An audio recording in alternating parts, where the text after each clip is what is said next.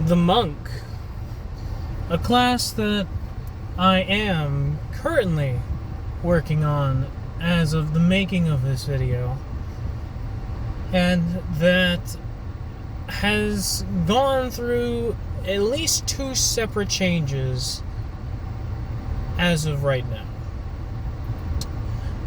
Initially, I thought there was nothing that could be done with the monk, and that the monk was kind of stuck in this perpetual resourceless, but also a resource that they have to use in order to be effective limbo, where because they're a martial in 5th edition, they have this strange identity of being resourceless, but the monk has a resource that it must expend in order to be effective in combat.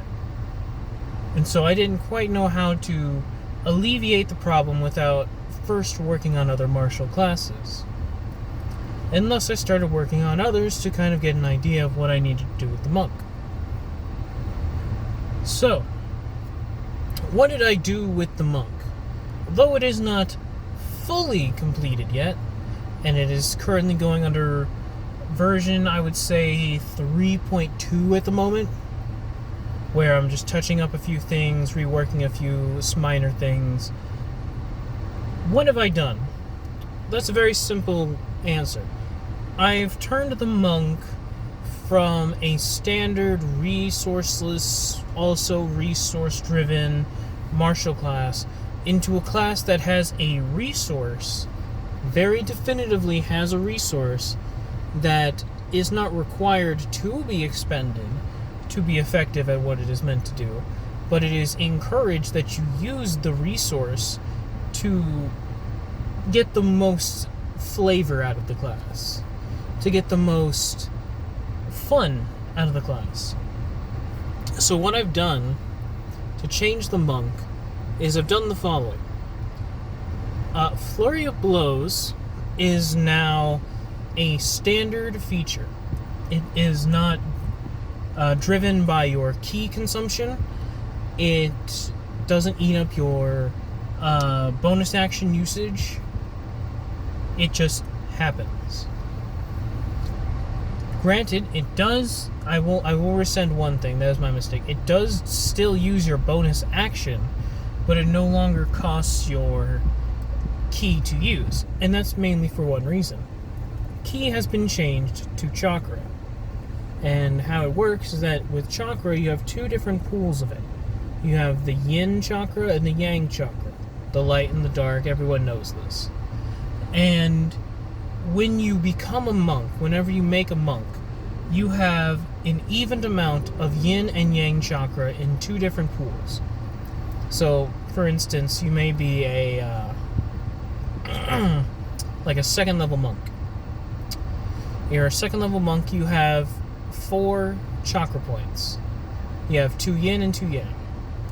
And you gain a benefit based on whether or not all of your chakra are in one pool, or if they're perfectly separated. And your kata, or your powers for the monk, are fueled by these chakra points, and certain powers have different effects based on which chakra you use. And much like my other subclasses, the subclasses have their own kata that you get just for playing that subclass to kind of fill in with the flavor. Their unarmored defense is now the same as the barbarians, where instead of being worse armor, but also kind of better armor in some scenarios based on where you're going with it, and it's also not multi-ability reliant or multi-ability dependent. Your armor class now is the standard 10, and they get proficiency in light armors, all light armors, and that will come out in another video. They get proficiency in light armors. You can add your dexterity or your intelligence to either one when calculating armor class. So you have your 10, then you got your armor bonus of, let's say, +4. Then you have your dexterity or intelligence modifier based on which one you want. And then, in addition to that, because your unarmored defense is there, you are allowed to, instead of using dexterity or intelligence, you are allowed to use your wisdom. Much like how Barbarian, instead of using dexterity, is allowed to use strength. A lot of its other features have been slightly tweaked, so you're allowed to use kata as an action and use your flurry of blows as a bonus action, or vice versa, so you're able to use a kata that requires an action as a bonus action if you decide to take the attack action. You still get the fast movement. You get a new ability called the 5 Forms, which is based on the 5 forms of martial arts that are very prominent in media. You know, tiger, snake, monkey, crane, mantis. And then a subset of that is the Drunken Fist monk subclass, which gets its own 5th form ability called the Drunken Fist.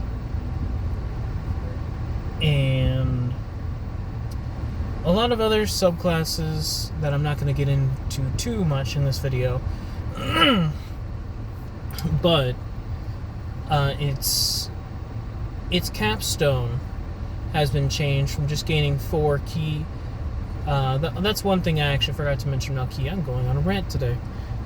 Your chakra, it doesn't get expended. It just gets moved from one pool to another.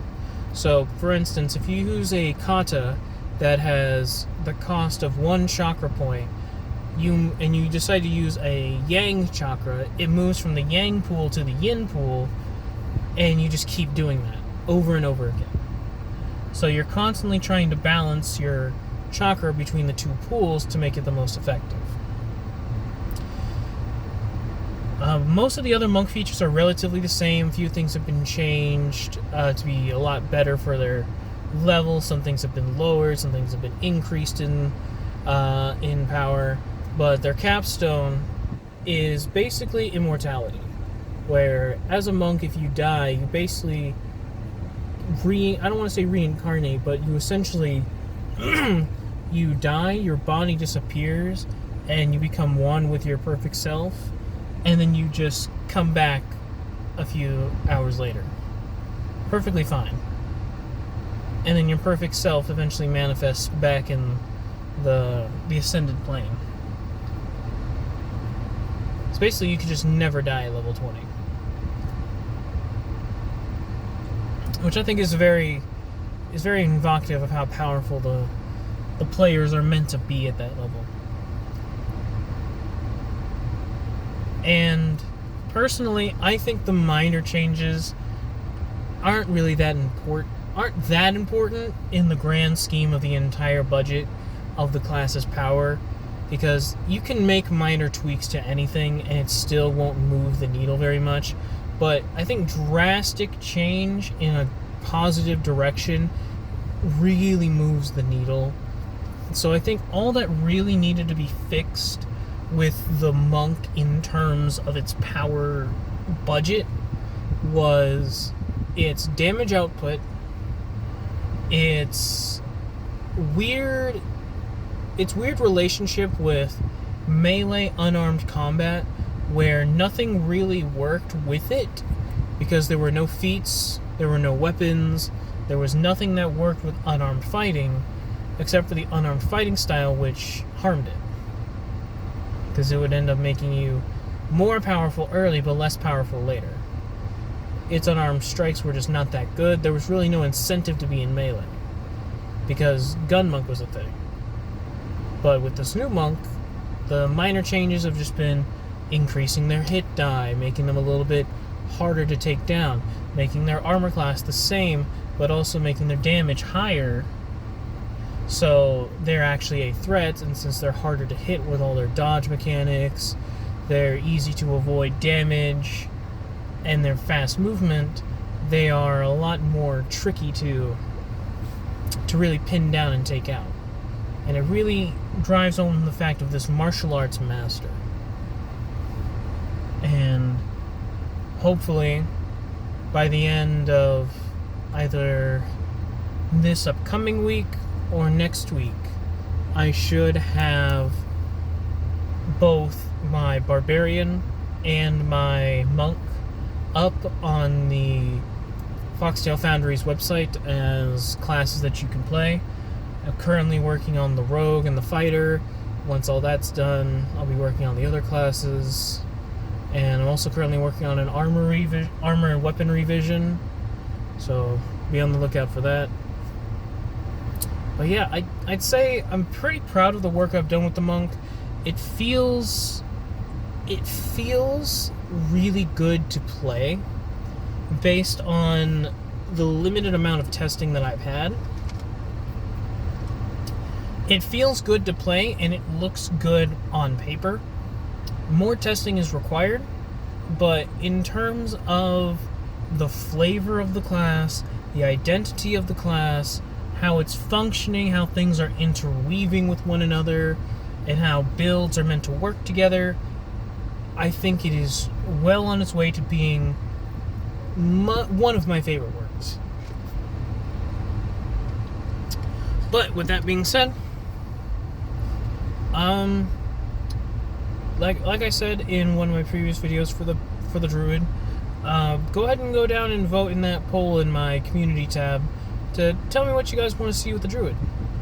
And dang, I'm out of drink. Oh well. With that, just kind of let me know what you guys want to see from the Druid, because I'm still debating on which one to go with. But yeah, until next time.